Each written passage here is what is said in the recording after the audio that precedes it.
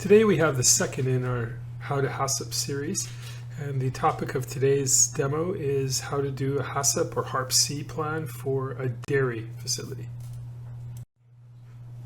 Our objective today is really simple. We're going to create a HACCP or HARP-C plan for one product.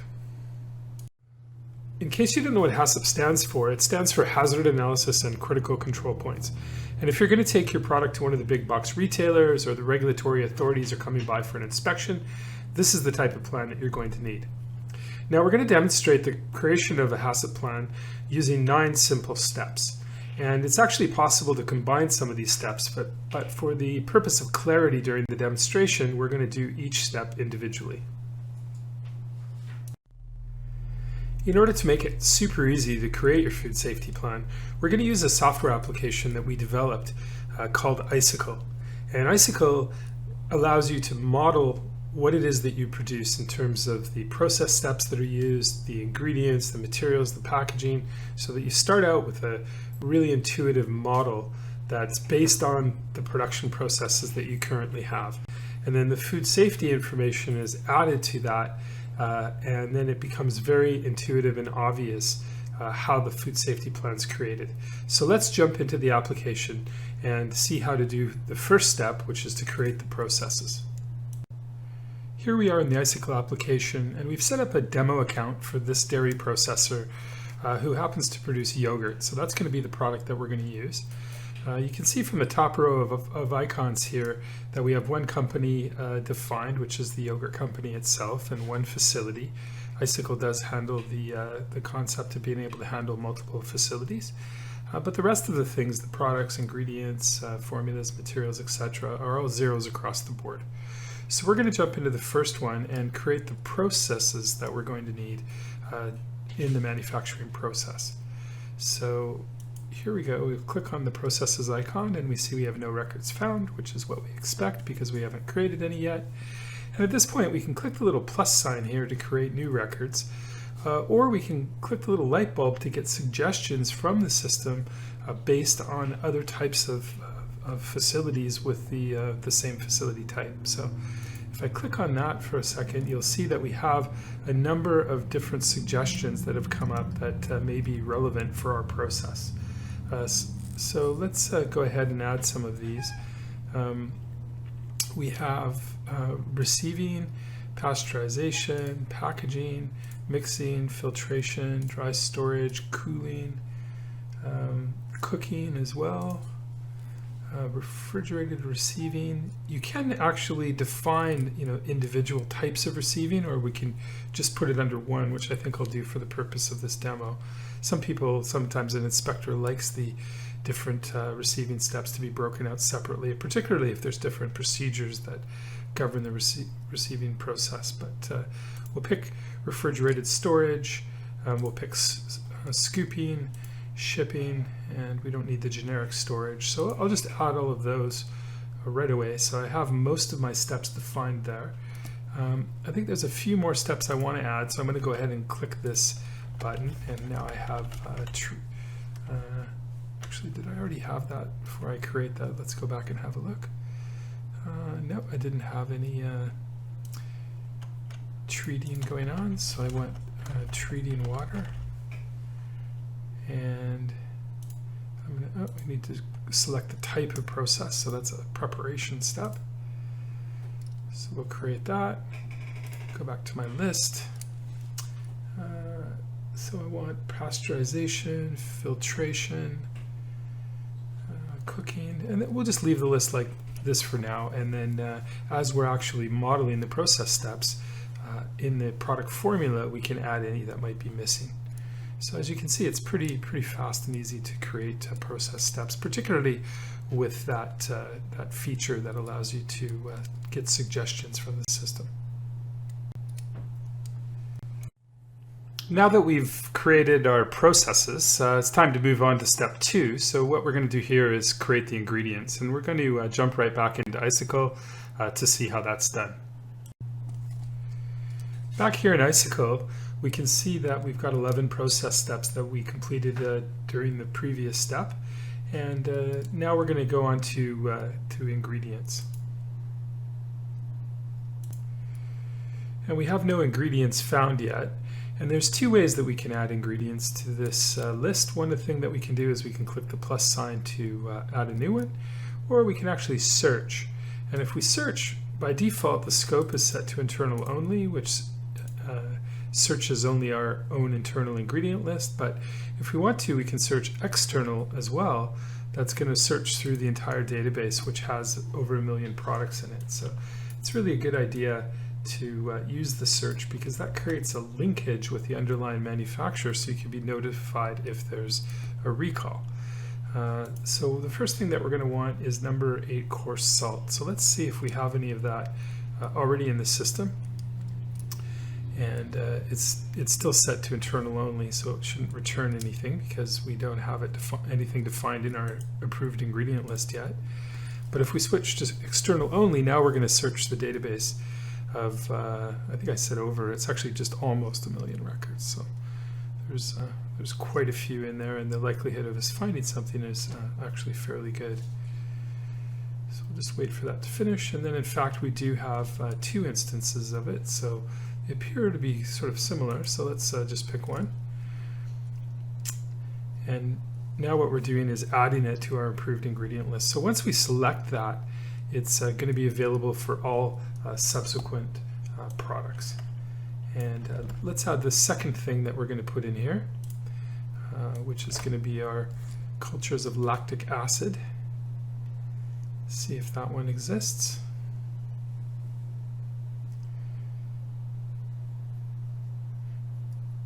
And we see that we have a whole bunch of those different codes, so you want to pick the one that's appropriate, but we'll just pick one at random for the purposes of this demo.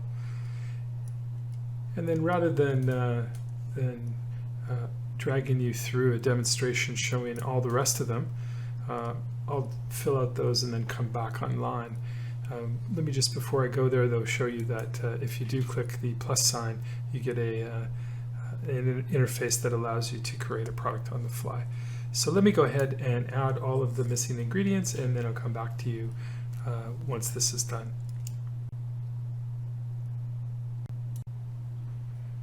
I've gone through and added all the other ingredients that we're going to need to make our yogurt product. They were able to all be found by doing the database search using external only, except for Civic Water, which kind of makes sense because that one is a product that is delivered by your local city government. So it's not going to be in the global database, but I was actually able to find all of the other ones. Although in your case, you might buy from a local supplier who's not in our database. And if that's the case, you just simply create the record for them.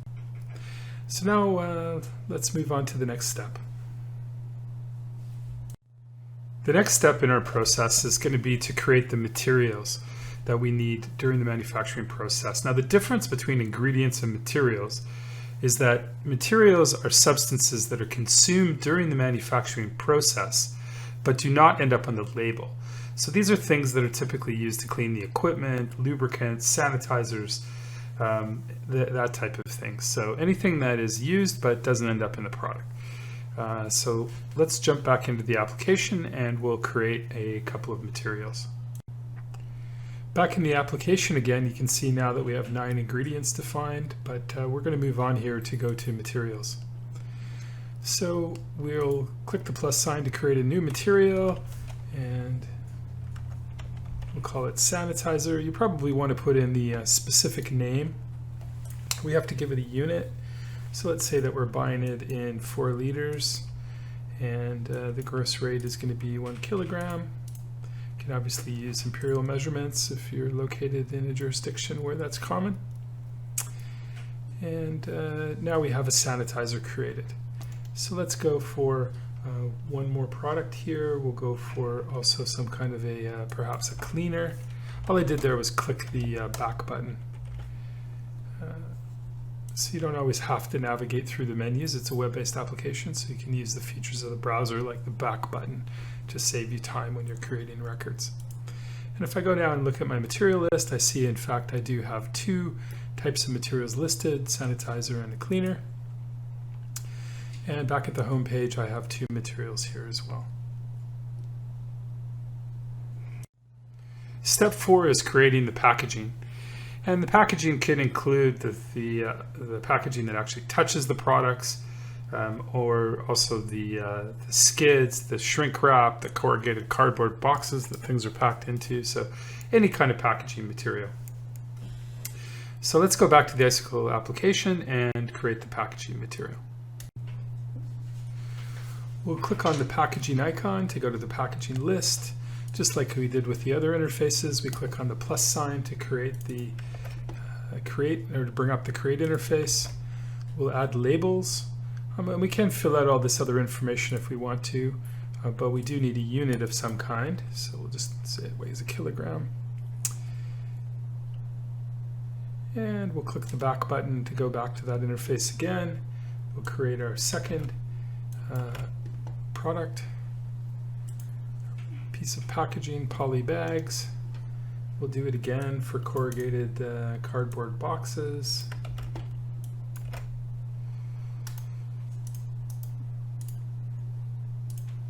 Creating that. We're going to add some packing tape.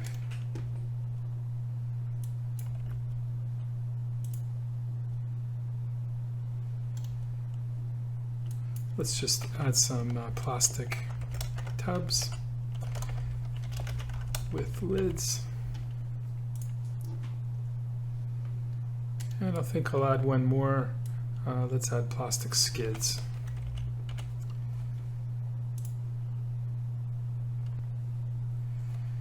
And that's really all we need to do. Now we see we have a number of different packaging items to find. And if we go back again to our home page, we'll find that we have 6 different types of packaging. Moving on to step 5, now that we've created our ingredients, our materials, our packaging, it's time to actually go on and go ahead and create our first product. So let's do that now. In order to create the product, all we have to do is click on the product icon, and we'll come to the product list page, click the plus sign, and now we can start to enter all the information for our product. So the name of our product is going to be, let's call it plain yogurt. And it's going to be, it's going to have a few important product characteristics. So the pasteurization, let's say it must be pasteurized. pH at 5.5 or lower, salt at 1.9 or lower. How the product is used is it's a ready-to-eat food product. The shelf life of this product is going to be 45 days. Labeling instructions is going to be keep refrigerated, and will also allow for a milk allergen warning. Special distribution control. We want to make sure that it's kept at an appropriate temperature during transport. And it is going to be a prepackaged product. It's going to be produced at our Winterfeld facility. And that's all we need to choose a product category. So it's going to be a dairy product. And we should just be able to click create. Oh, wants a unit of weight as well. So let's say that it's a 16-ounce container. And now we finally are able to actually create the product. One more thing we should do, the product has actually been created, and we're in the formula detail page, so it's already sort of jumped ahead to take us to the formula itself. I'm going to go back though for 1 second just to add the packaging that's related to this product. So going to the product detail page and then to the edit interface, and then here I can just select the packaging that I created previously and add that to the product. And now I have a complete product. The product itself has a number of features you can add to it. You can indicate what the inventory levels are, upload images if you want to put a picture of the product. There's quite a lot you can do with it, but the main thing we're going to focus on right now is the formula. So if we go to the formula page, we're going to be ready to do the next step, which is to complete the formula in terms of what ingredients we need in our yogurt, what materials we're using during the production process, and the process steps that we're using. So that's what we're going to do next. So just to recap, our next step is completing the formula. So we've created the materials, the ingredients, the packaging, we've defined a product, and now we have to define what are the elements that go into the making of the product.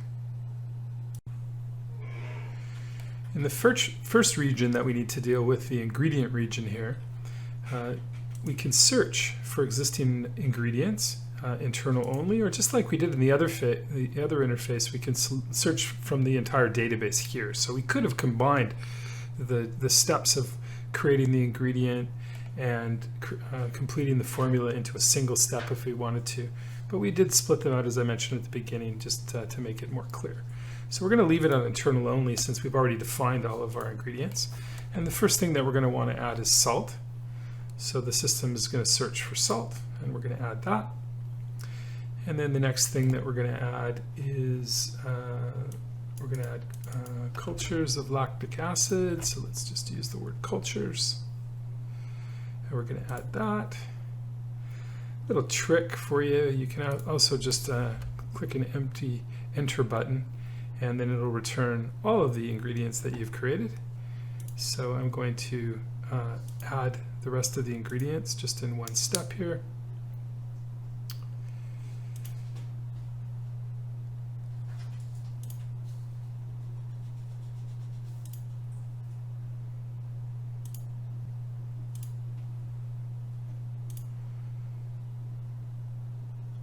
And there we go. Now we've added all the ingredients that we have in our internal approved ingredient list, which happens to be the ones for this particular product. Beyond that, we're going to do the same thing exactly for materials. So during the manufacturing process, we're going to use sanitizers, we're going to use cleaners. So these we're going to have to be cognizant that the concentrations are not too high and that they're food grade. So those are included as well. Now with the process steps, you notice that the process steps don't have a search or create new button. And that's because there's a flowchart diagram for those, and that's how these are created. So let's go to add the various steps. So the first step is going to be receiving. And I can drag that down and drop it onto my design interface. And now I'm going to add a couple of spacers here.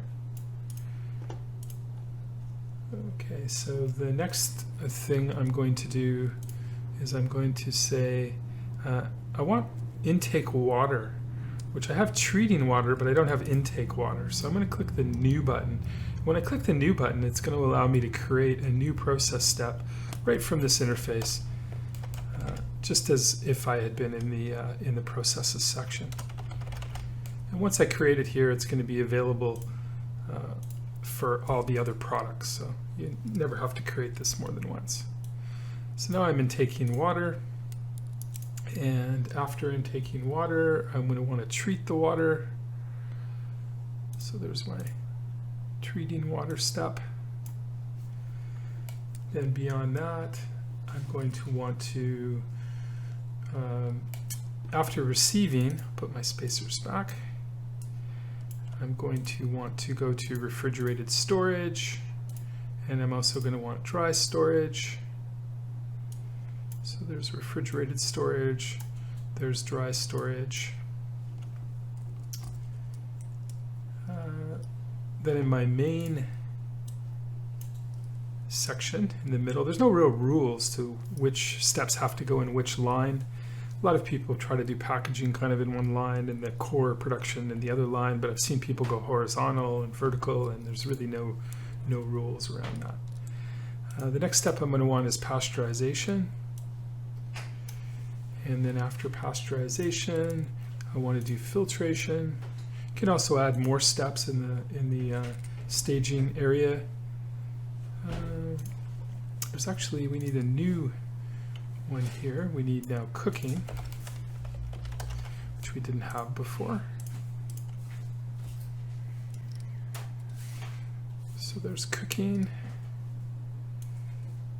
Okay. Filtration was actually before cooking. And then we're going to need mixing and scooping.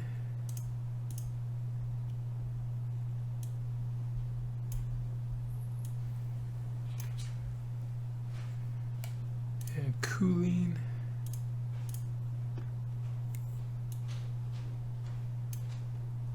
And then after cooling, pressing, which we don't have here yet, so let's create pressing.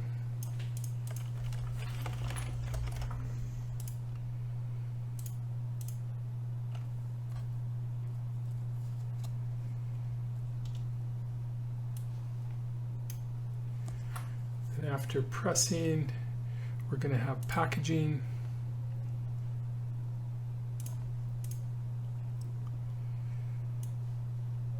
And we'll add a few spacers in between dry storage and packaging.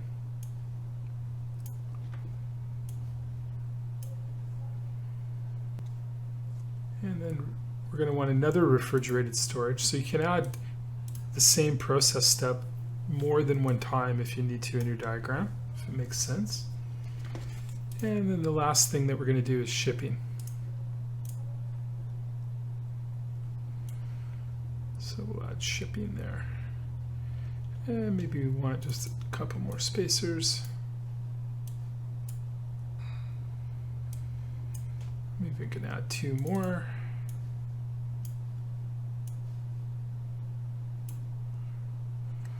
Okay, now we can draw our process lines. So it goes from intake water to treating water to refrigerated storage.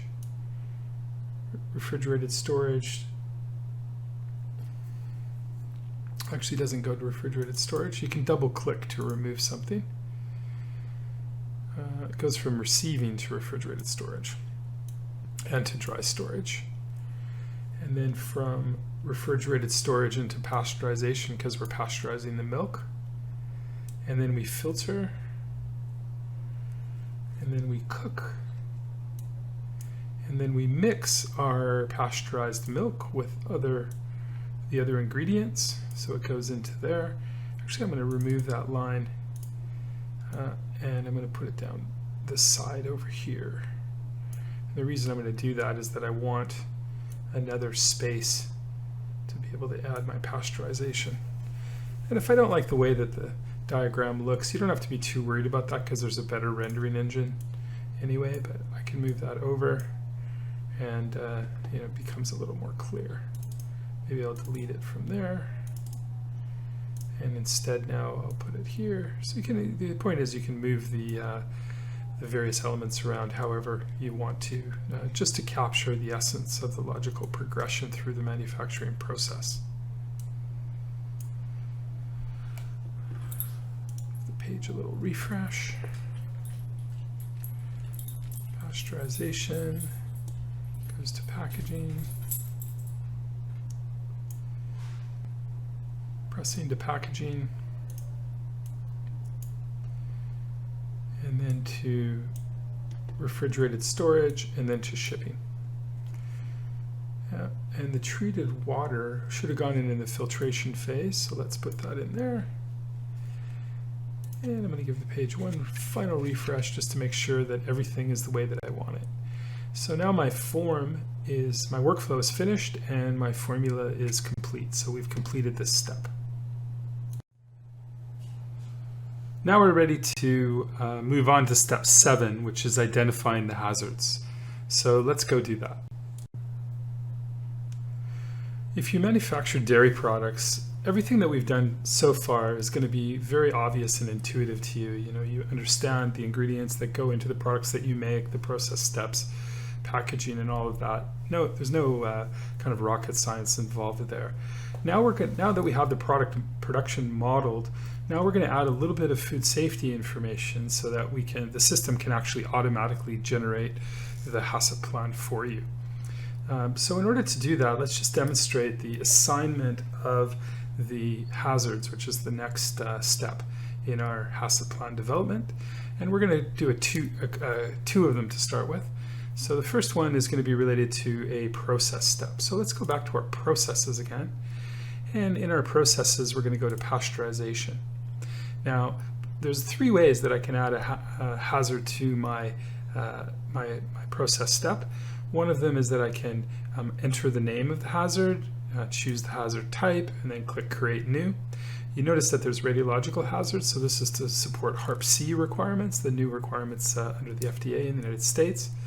But the basic biological, chemical, and physical ones are here as well, in addition to quality, which is used for SQF level 3, and allergens for those of you who like those separated out from chemical. But the other way to do it is to just simply search the existing database, and if I want to say like bacteria, for example, I'm going to come up with a whole big raft of hazards, some of which are going to make a lot of sense, others may not. In order to filter the list down to a little bit more manageable length, I'm going to click on the Smart Suggestion feature, which is essentially going to look at kind of what other people are doing in terms of pasteurization and what they're controlling. And in fact, here we can see that we have the one that we want, which is, I think, going to be, yeah, this one. It looks like the best. So what we're doing here with the pasteurization process is we're killing all of these different types of bacteria. So I'm going to select that one, and I'm going to add it as the hazard that is controlled by the pasteurization step. I can add more if I want to. I'm not restricted to only one, but that's all I'm going to do for now. Beyond that, let's go ahead and add another one too. Let's go for coarse salt. So that's going to be one of my ingredients. So I'm just clicking the ingredient menu item.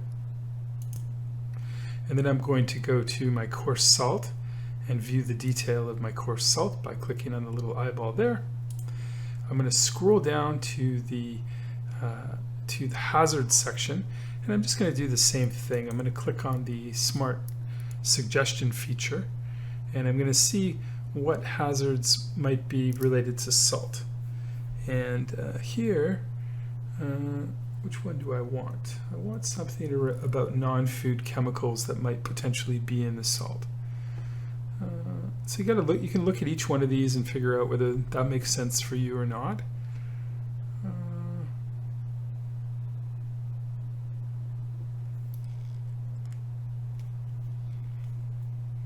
And it's going to be a chemical hazard, actually. We have quite a few chemical hazards. I don't see really the one that I want, which is no problem at all. If I don't see what I'm looking for, I can simply add it. So I'm going to do that, and I'm going to say that I've got contamination by non-food chemicals. So I'm going to go down to my Enter button here. Let's first of all see if the hazard exists, and in fact it already exists in the system, it just wasn't suggested. So I'm going to add it. And I can see now that it's been added and my hazard analysis status is incomplete. So if I go back to the home page, I'm going to want to go through each one of these arches and make sure that I've got all the hazards assigned for ingredients, for materials, for processes, and packaging. You can ignore cross-contamination points unless you're in a jurisdiction that requires that. Most jurisdictions don't, but there are a few places around the world where you need to also consider physical locations on the plant floor. But once I've identified all my hazards, then I'm at the point where my step is complete and I'm ready to go on to the next step.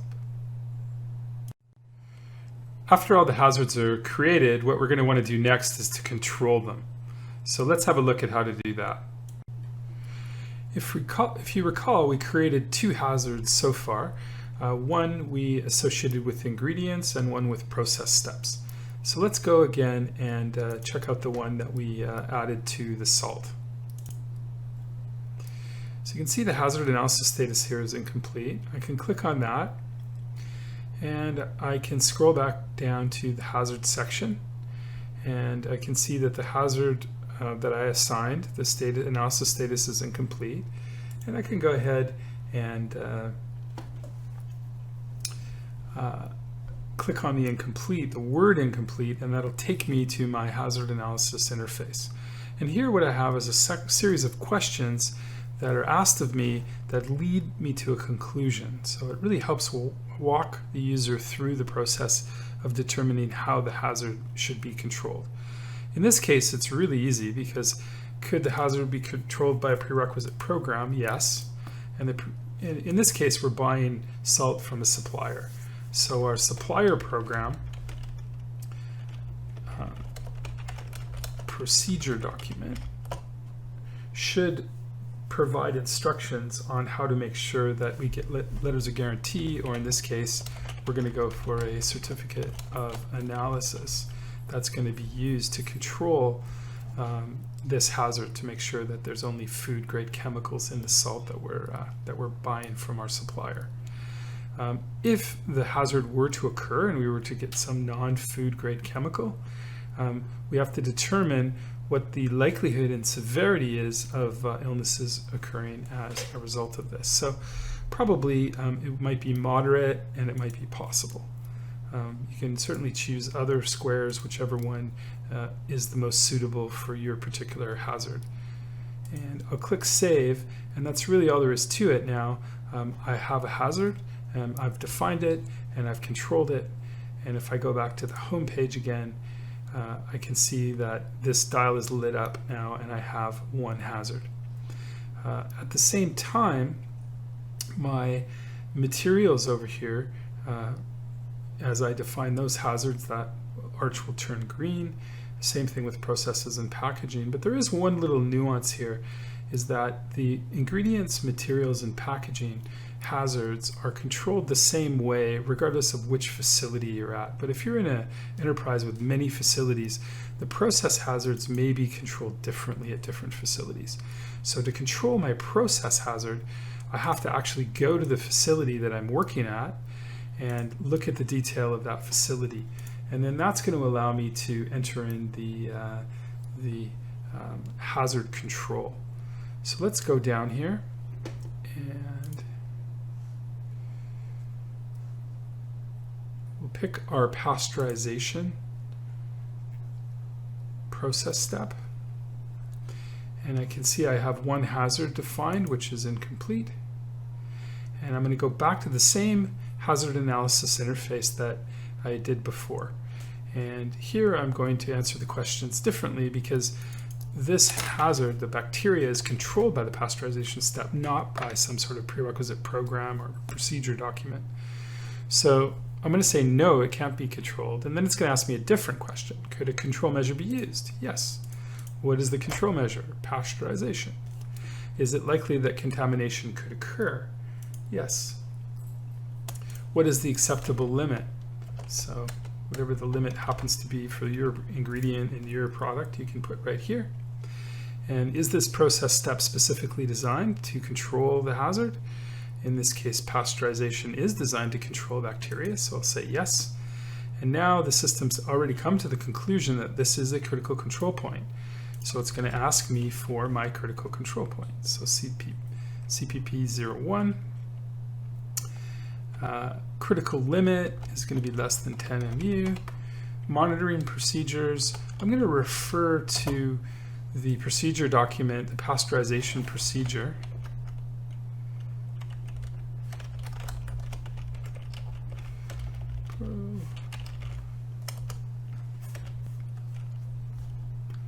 Let's refer to pasteurization procedure.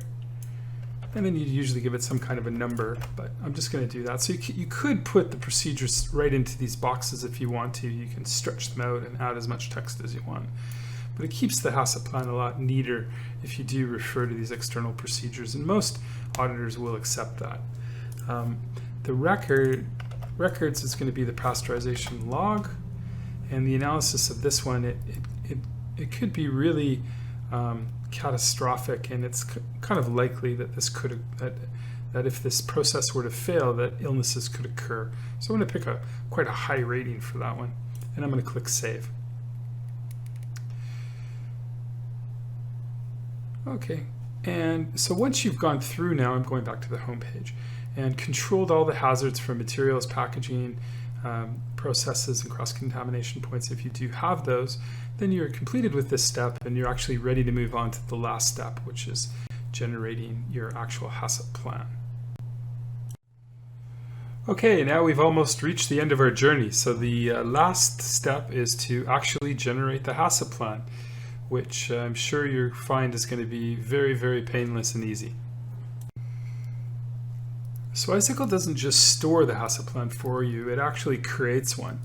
And what might take 3 weeks for a typical facility to generate takes a few seconds with the HACCP system. So what we're going to do now is click on the HACCP plan icon, and we're going to create a HACCP plan. I'm just going to call this one My First Plan. You can create any number of HACCP plans that you want, and you can mix and match products on different plans. So if you want to create one for your customer that just buys 4 of your products, you can do that. If you want one for the inspector with everything on it, you can do that. And if you want to split yours into yogurts and milk and any cottage cheeses, if you want, you can certainly do that too. So any combination is possible. I'm going to pick my facility, I'm going to choose an effective date, and I'm going to click Create. And then I'm going to choose what product to add to my plan. You should also upload a schematic diagram. We didn't do it for this demo, but good idea to do that. You do that through the facility detail interface. And now I've got a plan configured with one product. And to create the fully elaborated HACCP plan, all I need to do is to click the Generate button. Now the system will go in, grab all the information that we entered, sort it, and process it in the appropriate way to generate the entire documentation set for us. So here's Form 1 with the basic product information, for example. Form 2 for the ingredient, packaging, material lists. Form 3, which is going to be the flow diagram, so a more nicely rendered version than the online interface that we use to design it. And etc. So all the information that you need is going to be here. I guess we'll skip down to the critical control point part, which is right here. So this is really the core of the HACCP plan because this is where the CCPs are defined. So that's really all there is to it, and we'll move on to the conclusion.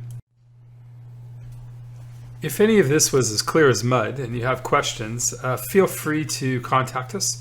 You can call up and ask for me directly. I'm Steve Burton. I'm the CEO of Burton Software. Always happy to field your questions or have one of my people do it. And you can reach us by email at sales1.burtonsoftware.com. Oh, I should actually also mention the URL. So I'll do another slide with that in 1 second.